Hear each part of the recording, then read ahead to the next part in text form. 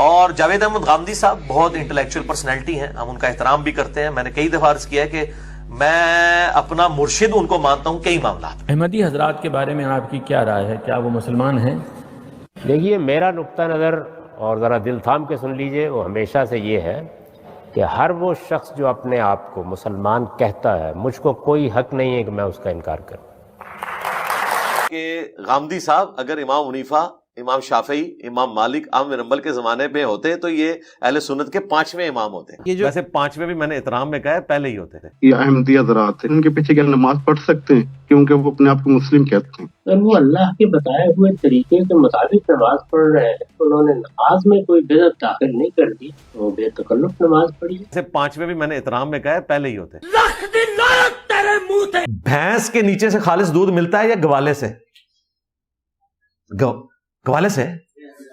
اچھا، آپ نے تو گوالے سے لیا ہے، تو انجینئر نے آ کے آپ کو بتایا. تو تمہاری اتھینٹسٹی کے لیے اتنا ہی کافی ہے کہ یہاں پہ دین لے کے آئے گوالے، ہاں، جنہوں نے اپنے ناموں کے کلمے پڑھائے. ہائے ہائے ہائے. یہاں جو دین لے کے آئے گوالے، آپ نے بھینس سے دودھ لینا ہے خالص یا گوالے سے؟ ہائے ہائے ہائے ہائے. اپنے ناموں کے کلمے پڑھائے تو ثابت کر سکتا ہے کہ اپنے ناموں کے کلمے پڑھائے.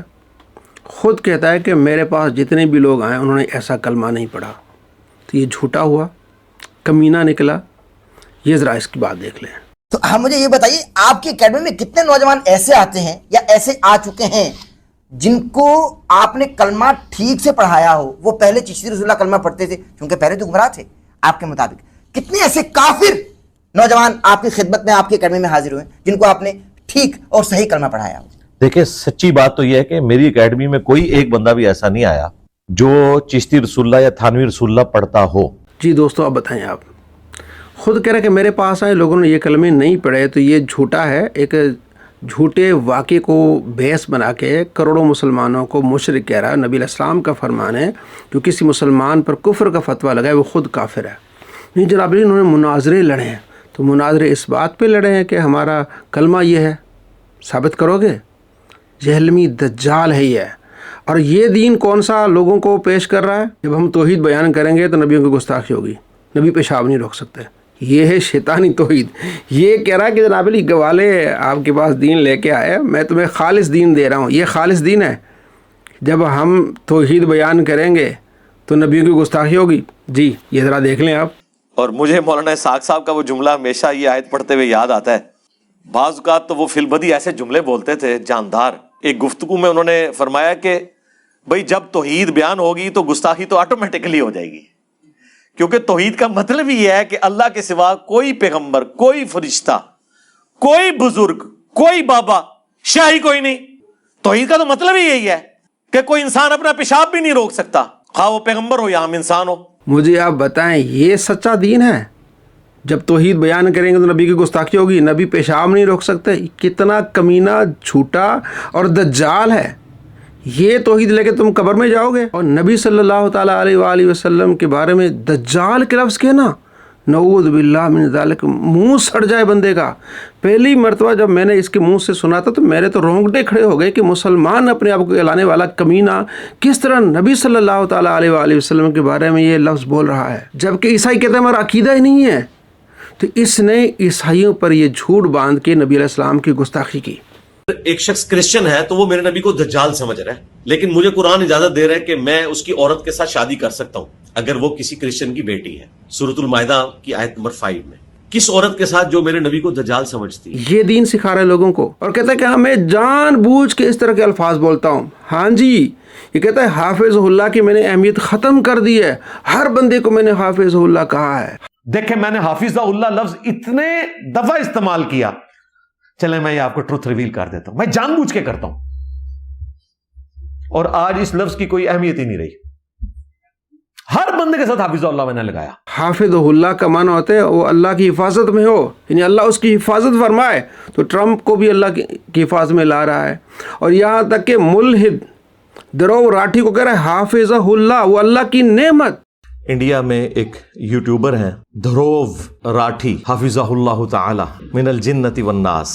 اللہ تعالیٰ ان کی حفاظت فرمائے. دھروو راٹھی جو ہے نا جی، یہ میں سمجھتا ہوں اس دور کے لیے بہت بڑی نعمت ہے اللہ تعالیٰ کی. جس پر اللہ کی لعنت ہوتی ہے اس کے بارے میں یہ کہنا کہ حافظہ اللہ وہ اللہ کی نعمت ہے. تو قرآن کیا کہتا ہے؟ یا ایھا الذین آمنوا لا تتخذوا عدوی وعدوکم اولیاء، میرے دشمنوں سے اور اپنے دشمنوں سے دوستی نہیں رکھنی. انما المشرکون نجس، مشرک نجس ہے. تو ملحد اور مشرک کو کہہ رہا ہے آئی لو یو. کہ اینڈ پہ میں دھروو راٹھی کے لیے کہوں گا کہ میں پرسنلی آئی لو یو الحمدللہ.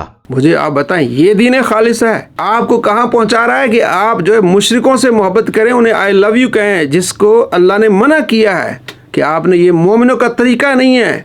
اللہ نے فرمایا ابراہیم علیہ السلام کا طریقہ لو.